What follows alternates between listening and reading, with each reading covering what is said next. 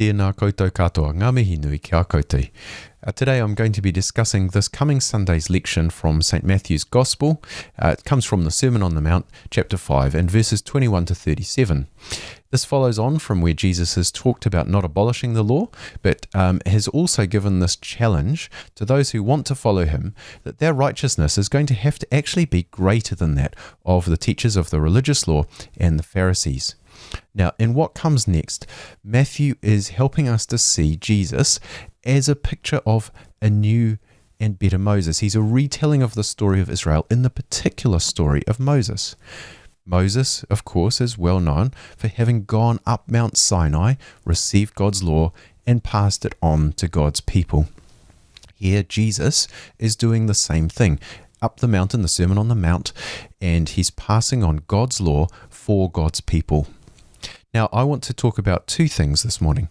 One is how this worked in its original setting, and then secondly, how does this contextualize to the setting that most of us are speaking into? So first of all, how did this work in its original setting? The key thing I want to see us to focus on here is when we look back to the law of Moses and the way that was given, what we see is that this is the way that God's people function when they have already been welcomed by God.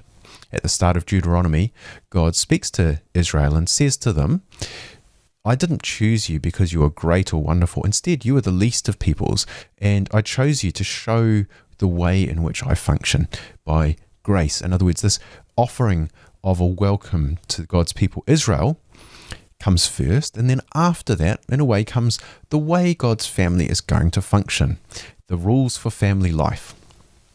Jesus is doing something similar here, I would suggest. As this new Moses, retelling the story of Moses, going up the mountain to give God's law, this is how God's family is supposed to function. It's given in the context of the story of Israel. It refers back to Israel's law, given in the Old Testament, and to the traditions that had grown up around it. And here's the thing, here's the confronting thing about this passage. And when you preach this, you have to be careful not to lose the confronting nature of it, in my view. Jesus is stricter than Moses, and he's stricter than almost all the traditions that are floating around Israel. In fact, we think that some of these, particularly around adultery, relate to contemporary debates. Divorce was relatively common in the Greco-Roman world and in the first century Jewish world. And in fact, in the Jewish world, it was more egalitarian, more available to women than in other parts of the ancient world. Nevertheless, there was a debate going on in first century Jewish society as to when divorce was appropriate and what could happen as a consequence and so forth. And Jesus here comes down on the side of the stricter side of that debate. In fact, in another place, his disciples are rather upset about this and say it'd be better not to get married if we can't get divorced like everyone else can. So don't lose, when you preach this, don't lose the confronting nature of Jesus' rules for his family. Those who come into his family are expected to have a standard of behavior, just like Jesus said earlier, that is higher than those of the teachers of religious law and even the Pharisees. Jesus' critique of the Pharisees is not so much that they've misunderstood what God wants, but that they are hypocrites. They tell people one thing and they do another. And so part of the confrontation of this is to give to the Jesus' new family, as we preach, that same sense of confrontation. But always remembering this is not how you find a welcome by God. Instead, it's how we live when we have been welcomed by God. Now, when we come to contextualize this, I think this one interacts a little bit with our two things, our sense of inclusion as Maori, and also our understanding of how we can oppose, for example, the forces of colonization and its effects. My instinct is that there's a sense of who comes into our family is defined solely by whakapapa, and Jesus is laying out here not only a sense of inclusion that comes from the welcome by Jesus, but also that there is a demand that's placed on people who are brought in, and we understand this, that there are certain ways of behaving that are tikanga, and that these things are appropriate to insist upon. Now, the same is true in Jesus' family. There is a tikanga, there is a way of being tika within Jesus' family that he insists upon, and that we too, as the church, ought to insist upon amongst those who are part of our community. We must never misunderstand this, though, for the way in which we welcome people, and people are brought in by grace, and grace comes with obligations for how we act. The second thing I think is on a more cosmic scale.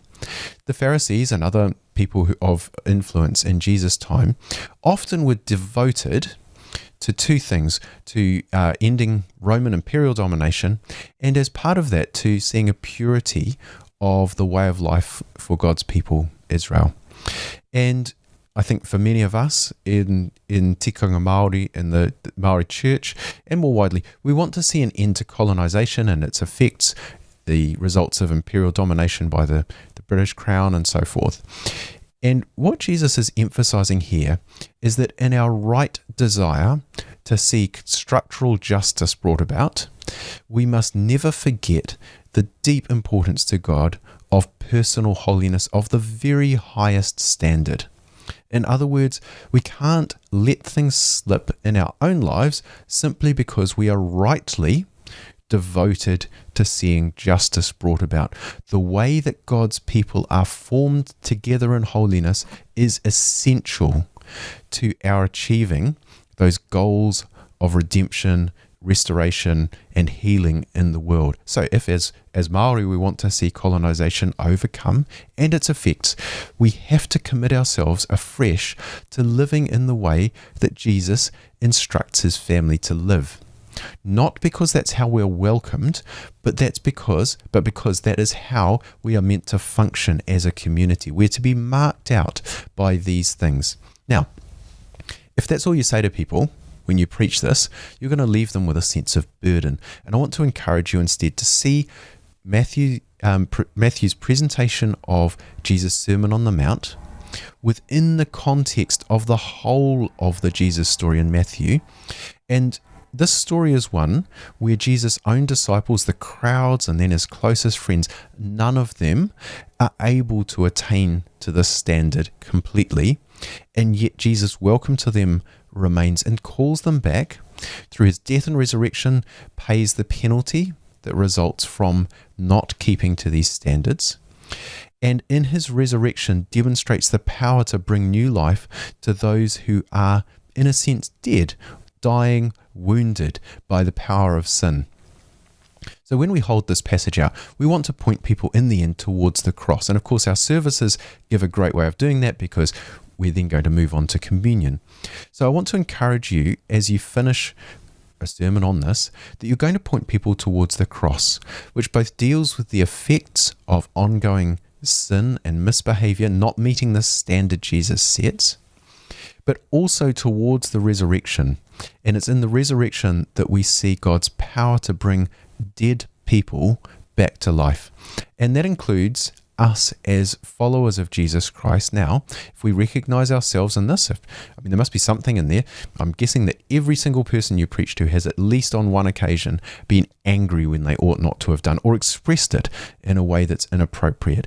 Everyone will have looked at another person desiring them in a way that Jesus says here comes to adultery. And there may well be people who have divorced inappropriately, who have made vows that they have not kept, and so forth.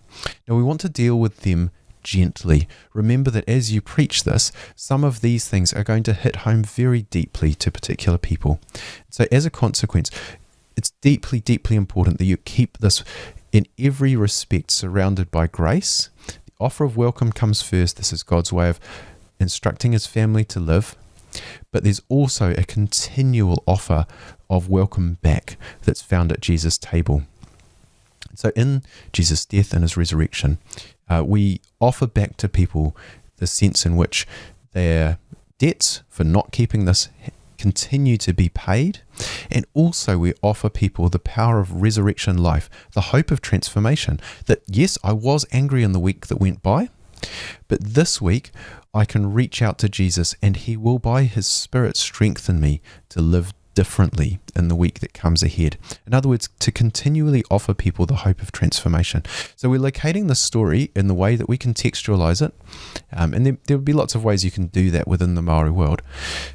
But contextualize it within an understanding of Jesus as a new Moses, giving a new law, not the way of getting in, but the family rules, and also within the story of Jesus found in Matthew's Gospel that is centered on his mission of death and resurrection for the whole people of God.